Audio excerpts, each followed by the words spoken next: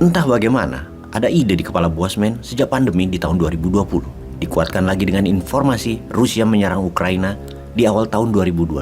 Lalu banyaknya penembakan dan masalah dalam negeri di Amerika yang makin brutal di tahun 2022 ini juga. Ditambah ketegangan di Selat Taiwan di pertengahan tahun 2022. Semua ini menjadi tanda kode keras bahwa Indonesia harusnya sudah melakukan pengkajian ulang tentang rencana besar bernegara Indonesia untuk 25 tahun ke depan.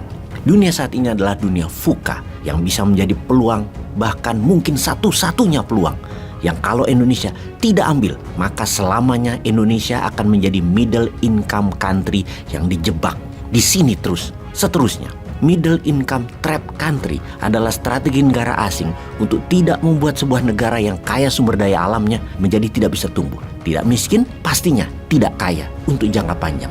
Negara Amerika Latin sudah merasakan sejak tahun 2000-an hingga saat ini. Ya begitu-begitu saja pendapatan negaranya. Tidak tumbuh kencang lagi, tapi turun naik. Argentina GDP per kapitanya itu $5.200 di tahun 2005. Di tahun 2020, $8.200. Naik 59% dalam 15 tahun alias 3,9%-an per tahun. Brazil 2005, $4.850 per kapita di tahun 2020 menjadi $6.700 per kapita. Naik 39% alias hanya 2,5% per tahun. Intinya, dari negara berkembang untuk menjadi negara tengah bisa tumbuh cepat, namun begitu di $400 per kapita untuk naik ke $12.700 per kapita, di mana di GDP per kapita itulah sebuah negara dikatakan negara maju adalah di level 12.700.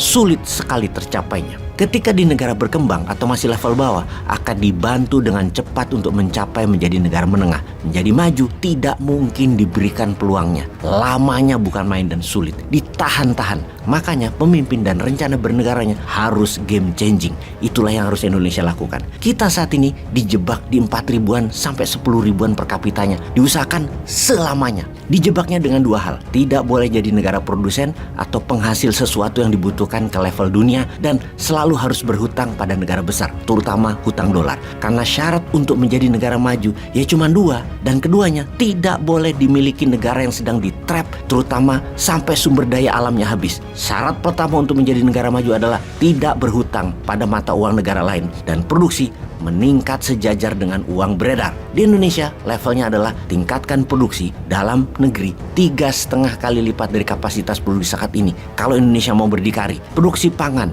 bahan baku industri, bahan setengah jadi, bahan jadi, finish produk, ketahanan pangan, ketahanan energi, dan lain sebagainya harus dibangun. Ingat, syarat menjadi negara maju yang kedua adalah jadi negara produsen. Dan kalau Indonesia jadi negara produsen, bisa kalah itu Tiongkok dan Amerika. Karena itu Indonesia tetap harus dieksploitasi. Yang produksi hanya investasi asing saja, alias foreign direct investment istilahnya. Terbukti sekarang diberi karpet merah lintah darat dua negara tersebut. Kembali ke paragraf awal, di mana inilah masa Indonesia kalau mau menjadi negara maju dengan pendapatan naik 3 kali lipat dari saat ini dengan cepat adalah sekali lagi masanya sekarang. Meningkatkan 3 kali lipat APBN dalam 5 tahun ke depan dan menjadi negara ber-GDP 3,3 triliun, di mana saat ini hanya 1,1 triliun, maka masanya bukan besok, bukan 2024, masanya sekarang. Arah kapal nasional harus segera disesuaikan tujuan bersamanya dan dengan tangan dingin eksekusinya segera. Sebelum kita menjelaskan detail tentang strategi nasional 2045, maka kita rincikan dulu peristiwa apa yang sedang terjadi dan akan terjadi dalam beberapa saat ke depannya. Peristiwa pertama adalah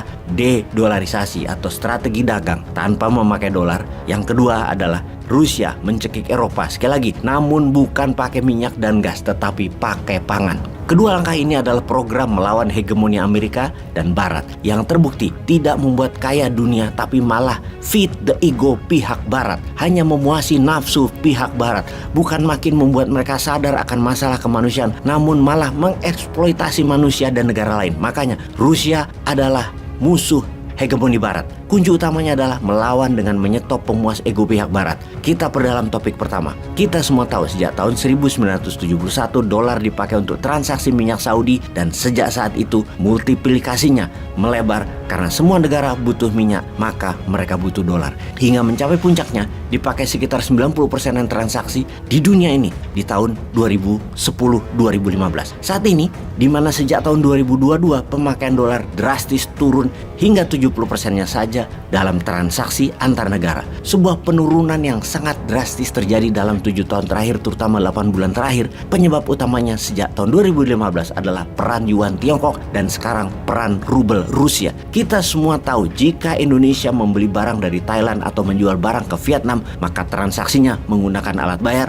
dolar. Bahkan di tahun 2019, saya membawa tunai 20 juta rupiah mau ditukarkan dengan mata uang di Austria. Semua money changers dan bank menolak rupiah tersebut. Mereka bertanya, ada dolar Amerika atau dolar Singapura? Gila, rupiah nggak dianggap, bahkan nggak dikenal. Jadi, dolar adalah transaksi mata uang utama. Karena ujung-ujung dari dolar yang Indonesia punya dan harus punya adalah untuk membayar hutang dolar dan untuk membeli BBM. Ini sekali lagi, karena sistem keuangan Indonesia masih pakai utang asing terutama dolar dan tidak independen energi, tidak independen pangan, tidak independen pupuk, tidak independen kesehatan, dan banyak lagi Indonesia yang tidak independen. Kita harusnya mulai mencontoh Rusia dan Yuan, di mana keduanya dulu bertransaksi pakai dolar, namun sekarang dedolarisasi, memakai mata uang negaranya masing-masing. Transaksi Gazprom yang dibeli oleh Tiongkok pakai rubel dan yuan dibagi 50-50 split. Kontrak gas Tiongkok dan Rusia sejumlah 15 juta kubik meter di tahun 2019 yang akan dideliver tahun ini semua sudah dedolarisasi. Pakai rubel kalau Tiongkok beli, pakai yuan kalau Rusia beli barang Tiongkok. Kadang bayar gasnya bisa juga 50 rubel, 50%-nya yuan yang nanti digunakan Rusia untuk beli barang Tiongkok. Pakai yuan dan separuh rubel. Jadi apa pengaruh buat Rusia dan Tiongkok? Menggunakan dolar artinya membiarkan Amerika mendominasi negara mereka. Membuat Amerika bisa mempengaruhi jalannya sebuah negara karena terborgol dolar. Amerika bisa memberi sanksi ekonomi, membekukan transaksi dolar dengan SWIFT-nya, bisa mengendalikan peredaran uang dengan economic tightening, dan ini mengganggu keamanan sebuah negara berdaulat. Dengan dedolarisasi, sebuah negara bisa mengatasi kendali Amerika di negara masing-masing tersebut. Menariknya adalah Rusia sudah melakukan ini sejak tahun 2014. Fakta data adalah 90% transaksi di negara-negara BRIC, yaitu Brazil, Rusia, India, dan Cina, sesama mereka dulu pakai dolar.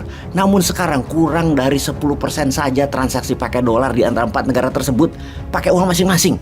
Oke sahabat, semoga informasi singkat ini bisa menjadi bahan pemikiran bernegara ke depannya. Stop hutang dengan bergantung memakai mata uang asing. Hutang pakai rupiah saja, pakai mata uang negara sendiri saja. Itu saja simpelnya. Itu kalau bangga dengan rupiah loh. Karena itu kita heran, berani ngutang mata uang asing. Kenapa nggak berani berhutang pada mata uang rupiah sih?